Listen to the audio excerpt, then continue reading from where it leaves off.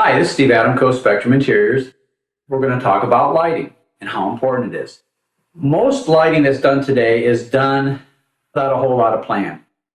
It's especially important in brand new homes or remodels that a floor plan is done and then a reflected ceiling plan is done on top of that. So we know exactly where our light is positioned, and it's based on what we really want the lighting plan to accomplish for us. And that all revolves strongly around ambiance, mood, and feeling. Okay, so the idea is that we want to see the effects of the lighting, not just the lighting sources themselves. Now, in certain cases, like chandeliers and things, the aesthetical value of the fixture is very important, just as the lighting is very important.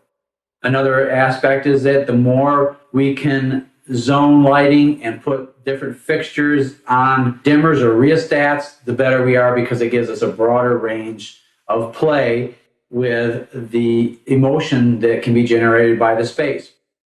In addition to that, we need to know how dark or light the space is going to be, what kind of textures, what kind of materials, things of that nature, and what it is that we're going to be lighting, whether it's cocktail tables, seating groups, artwork, sculpture, and all of that. So I'm going to just cover very briefly 3 different lamp styles or bulb styles. The lamp is what the professionals call them. And I'm going to start first with the one that most people are acquainted with, and that is the A lamp, or the typical bulb that would go into a regular table lamp.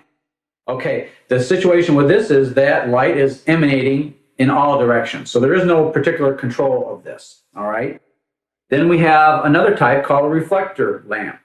And these are usually in spots or floods. And so it's very focused lighting that goes out in a direction like that because it has a base reflector. Now, a spot is going to be tighter and a flood is going to be wider angle. All right? Now, a refinement of that concept is a bulb like this. It's called an MR16. You can see that relative to the reflector lamp, it's quite a bit smaller. Now, this operates off 120 volts. This is low voltage, or let's say 12 volts. It takes a transformer to step down the voltage so that you can operate these things. But these are much more controlled, and on top of that, they're also color corrected. They're much more balanced.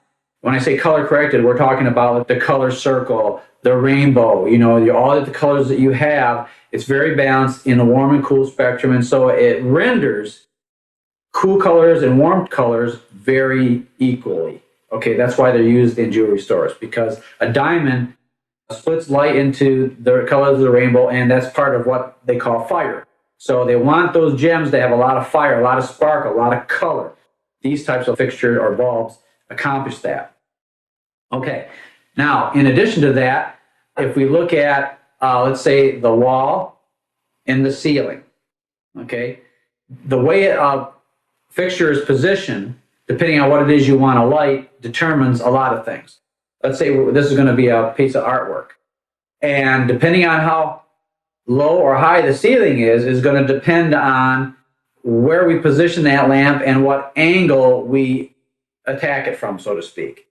So you can see that if we were to put a center line of this lamp and it strikes the center of this art object, each lamp is going to have a different beam spread and a different intensity to it. Okay, so we would have to determine, well, how much light do we want to put on this surface or this artwork? How far away is the source going to be? What's the beam spread? How tight do we need this? Like if we need more control, then that MR16 lamp comes in, narrow spot, flood, things of that nature. So what we're trying to work around here is a concept called photometrics. Okay, photometrics is all about the performance of these bulbs, like beam spread, intensity. The further away light travels, the less intense it becomes. You get up close to a light that's very, very bright. You get way back from it. Obviously, it's not as brilliant or as intense. And you consider a concept very similar to the old-fashioned screw-on type nozzle on a hose. If you open it up, it just sprays out very wide and very gently. Okay, you can wash your car that way. If you screw it down tight, now you have a pencil stream of water that can knock dirt off a sidewalk or other things. And if you're in a nice water fight, it will go out and touch somebody, and it will travel a lot farther. So it's the same kind of concept. In other words, and the wattage too is kind of like pressure. The more pressure is applied, the further it goes out. So, a 40 watt just doesn't have as much push and punch as 100, 150, 300 watt, that type of thing. So we want to understand that if the lamp does the job, it's not the holder or the can. That acts as like your hand, okay? It just holds it, that's all, and directs it.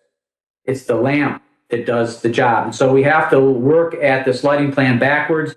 We have to determine what kind of effect, what kind of lighting illumination levels to bring in a lot of variety and a lot of interest, and to, let's say, enhance textures. If a wall is very textured, we might want to have lighting that's in a row that's grazing the wall. The light beam is coming down to accentuate the texture.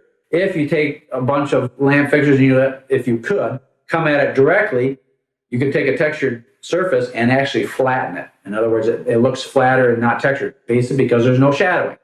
Okay, so that will give you a little bit of understanding about the intricacies and also the available aspects of how to handle lighting in a proper way to get the most for everything that you do, to make the architecture come alive, to make the furniture come alive, to have more ambiance, mood, and variety within the space. All right? So we'll take up on this and in other topics here in the further series and further installments. This is Steve Adamko, Spectrum Interiors, wishing you a very wonderful day.